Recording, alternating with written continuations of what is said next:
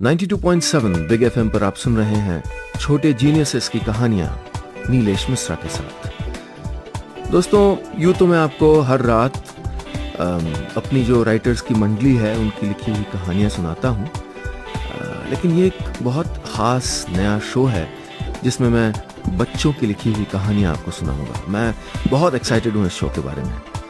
ये कहानियां लिखी हैं छोटे से जीनियसेस ने और हफ्ते में 2 बार, हर वेडनेसडे और हर फ्राइडे को आपके शहर में आप सुन सकते हैं।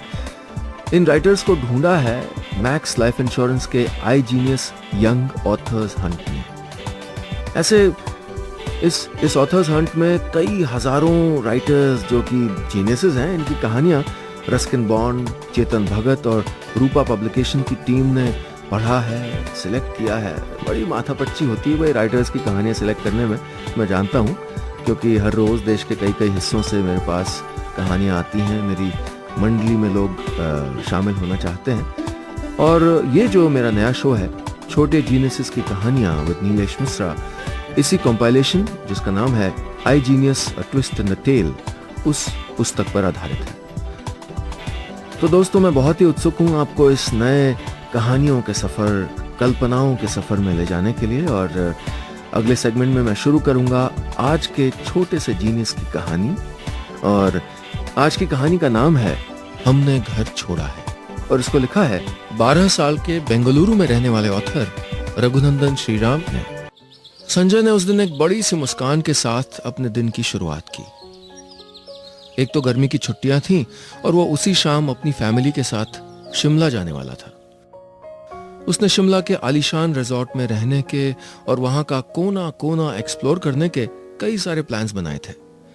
दिन चढ़ा और देखते ही देखते उनके जाने का समय आ गया। संजय अपनी बड़ी बहन दीपा और मम्मी पापा के साथ टैक्सी का इंतजार कर रहा था कि तभी उसके पापा को एक फोन आया। उसके पापा काफी देर तक फोन पे बात करते रहे, सहमति में गर्दन हिला रहे थे और उनके चेहरे के हाव भाव बता रहे थे कि जो भी बात हो रही थी वो काफी टेंशन वाली थी। फोन रखने के बाद पापा ने दीपा और संजय को अपने कमरे में आने के लिए कहा।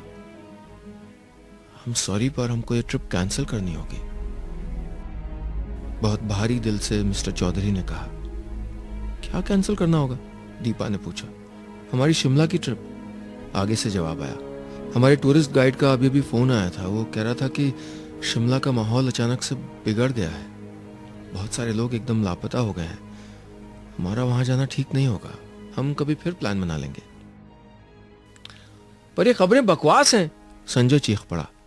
एक तो हम कभी कहीं जाने का प्लान ही नहीं बनाते छुट्टियों में, और अब जब बनाया है तो आप कह रहे हो कि वहां जाना ठीक नहीं है। कान खोल के सुन लो, हम शिमला नहीं जा रहे हैं। अब ये ड्रामा बंद करो और चुपचाप अपने कमरे में जाओ, मिस्टर चौधरी ने डांटते हुए कहा। बेचारे संजय और दीपा रोनी शक्ल बनाए अपने कमरे की ओर लौट गए। उस टूरिस्ट गाइड को खूब कोसने के बाद दीपा ने कहा, मैं जा रही हूं यहां से, मुझे शिमला देखना है। ऑफ कोर्स मैं उस आलीशान रिजॉर्ट में ना रह पाऊं और शायद वहां के सारे टूरिस्ट स्पॉट भी ना देख पाऊं, पर कम से कम वहां जाऊंगी तो। तू चलेगा मेरे साथ? क्या तुम पागल हो गई हो? संजय ने पूछा। तू आ रहा है कि नहीं? दीपा ने ठान ली थी जाने की, यह साफ नजर आ रहा था। संजय के पास एक ही जवाब था, ठीक है फिर तो चलो शिमला। उन्होंने एकदम सोच समझ के घर से भागने का प्लान बनाया। उसी रात उन दोनों ने अपना घर छोड़ दिया और वहां से भाग निकले, एक ऐसी दुनिया में जहां सब नया था, सब खूबसूरत था। जब वो घर से काफी दूर पहुंच गए तो संजय ने दीपा से पूछा, अब हमें क्या करना चाहिए? मुझे नहीं पता, हमें सिर्फ एक्सप्लोर करना चाहिए। दीपा का जवाब संजय के पल्ले नहीं पड़ा। फिर भी वो दीपा को बगैर किसी प्लान के बस फॉलो करता रहा। उनकी जेब में सिर्फ 200 रुपए थे। पहली प्रॉब्लम यह थी कि उनके छोटे से शहर से शिमला कैसे पहुंचेंगे। उनके शहर से शिमला करीबन 160 किलोमीटर दूर था। गहरी सोच के बाद संजय ने कहा, मुझे लगता है हमें ट्रेन से जाना चाहिए। क्या तुझे टिकट कैसे खरीदते हैं पता है? हमें टिकट की क्या जरूरत, जो भी अगली मालगाड़ी आएगी उस पर चढ़ जाएंगे, संजय ने झट से जवाब दिया। इस पे दीपा ने खुश होकर कहा, वाह, इसे कहते हैं मस्त प्लान, लेट्स गो। आपको यकीन नहीं होगा पर थोड़ी ही देर में संजय और दीपा मालगाड़ी के आखिरी डब्बे में आराम से बाहर की सीनरी पे ओह आह करते हुए शिमला की ओर चल पड़े थे। तुझे पता है, मुझे बहुत मजा आ रहा है, दीपा ने संजय से कहा। जानता हूं, वैसे ये बड़ा लेट रिएक्शन था, संजय ने दीपा का मजाक बनाते हुए कहा। कुछ घंटों के बाद मालगाड़ी के ब्रेक्स की जोर से आवाज आई और मालगाड़ी धीरे धीरे रुकने लगी। एक स्टेशन आया जिसके बोर्ड पे लिखा था मुल्तानपुर स्टेशन और पास ही लिखा था शिमला 7 किलोमीटर। यही वो जगह है जहां हमको उतरना चाहिए, दीपा की आवाज एक्साइटमेंट से भरी थी। दोनों चुपके से लोगों से बचते बचाते स्टेशन से बाहर निकले। फिर किसी राह चलते आदमी से शिमला का रास्ता पूछ के दोनों एक बार फिर अपने रास्ते निकल पड़े थे। दोनों जल्दी ही शिमला पहुंच गए और उन्होंने वो रात एक टूटी झोपड़ी में गुजारी जहां कोई आता जाता नहीं था। अगले सुबह तड़के ही वो शिमला की खूबसूरती निहारने निकल पड़े थे। उन्होंने आज तक इतनी खूबसूरत जगह कभी नहीं देखी थी। कई सारे पहाड़ों पे उन्होंने चढ़ाई की, ठेलों पे पकौड़े खाए, खूब घूमे फिरे सारा दिन। फिर शाम को जब उनकी जेब में पैसे खत्म हो गए तो एक बार फिर वो आगे का प्लान क्या होगा ये डिस्कस करने लगे। आज का दिन कितना अमेजिंग था ना। संजय की आंखें शिमला की खूबसूरती से भरी हुई थी। हमारे छोटे से गांव के रोज के दिन से कितना अलग। ये बिल्कुल एक ब्रांड न्यू वर्ल्ड है दीपा।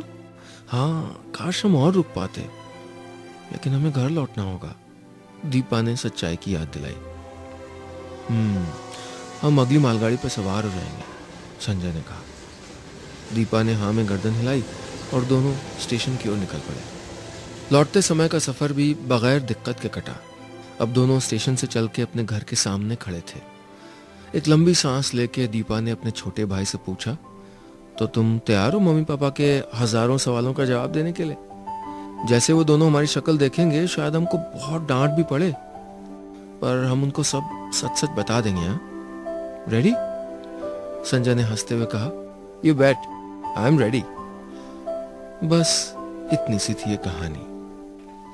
चलिए बात करते हैं इस कहानी के सिर्फ 12 साल के राइटर, बेंगलुरु में रहने वाले रघुनंदन श्रीराम से। चलिए रघुनंदन को फोन लगाता है। Raghunandan, this is Nilesh Mishra from 92.7 big FM. Okay. Well, congratulations, आपने इतनी अच्छी कहानी लिखी जिसको मैंने अभी पढ़ा, हमने घर छोड़ा है। So tell me, what inspired you to write this story? Actually, I always write, I always like writing the stories in which a person is disappointed and he does something eccentric, like running away or something like that. Oh, why is that? I don't know. Are you like that? No. Okay. Well, it's sort of appeals to me. Okay. Right. So, ये story लिखने का idea कैसे आया? What gave you the idea? It just popped up actually. When did you write it? I wrote it, I can say, I think 4 months ago. Okay. So, are you writing more stories? Yeah. तो उसमें भी disappointment है और लोग भाग जाते हैं क्या उसमें? Yeah. Okay. अच्छा. So, I think you should figure out why is that happening. So, do you also read out your stories to your parents, your friends and family before showing them to the world? Yes, sometimes. Okay. Actually, all the time. All the time. Okay, wonderful. That's nice. And so, do you relate to the main protagonist of this story? Yeah, I try to. Okay. तो इस case में जो आपने कहानी लिखी है, हमने घर छोड़ा है, इसमें do you relate to the protagonist? Yeah. So, do you also want to run away sometimes?